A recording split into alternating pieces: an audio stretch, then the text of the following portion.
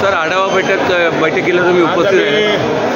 काँग्रेस पक्षाच्या वतीनं प्रदेशाध्यक्ष हर्षवर्धन सपकाळ साहेब यांनी ठाणे शहर जिल्हा काँग्रेस कमिटीच्या या आढावा बैठकीसाठी निरीक्षक किसान हुसेन यांना या ठिकाणी पाठवलेलं आहे. त्यांच्याबरोबर आम्ही प्रभारी म्हणून या शहरामध्ये जे काही काँग्रेसचं काम चाललेलं आहे या काँग्रेसच्या कामाचा आढावा आज या ठिकाणी घेतलेला आहे आणि काँग्रेसचं काम या पुढच्या काळामध्ये कशा पद्धतीने वाढेल, कसं पुढं जाईल हा प्रयत्न आहे आणि संघटनात्मक बांधणी करण्यासाठी आजची ही बैठक आहे.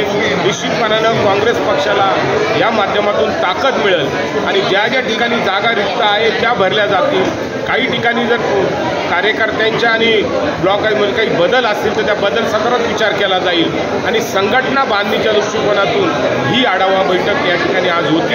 निश्चितपणानं काँग्रेस पक्षाला चालना देणारी बैठक ठरेल.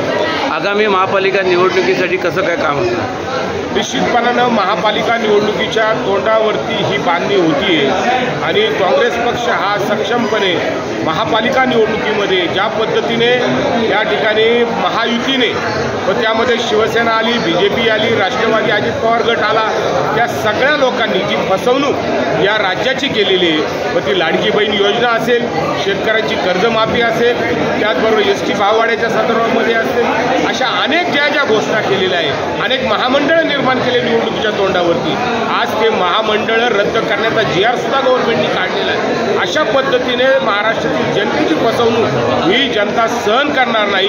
त्याचे परिणाम महापालिका निवडणुकीमध्ये सर्व लोक हे काँग्रेस पक्षाबरोबर उभे राहतील याची आम्हाला खात्री आहे आणि महापालिका निवडणुकीमध्ये काँग्रेस पक्ष मोठ्या संख्येने आपले नगरसेवक निवडून आणेल. काँग्रेस पक्षाला गळती लागली काय सांगाल?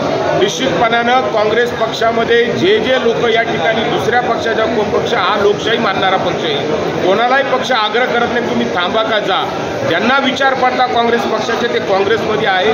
गळतीचा विषय नाही, जे आहे ते जे लाभार्थी आहे, ज्यांना काहीतरी समोरून घ्यायचं आहे, सत्ता मिळवायची आहे, पैसे मिळवायचे आहे, असेच लोक काँग्रेस पक्ष सोडून जात आहेत.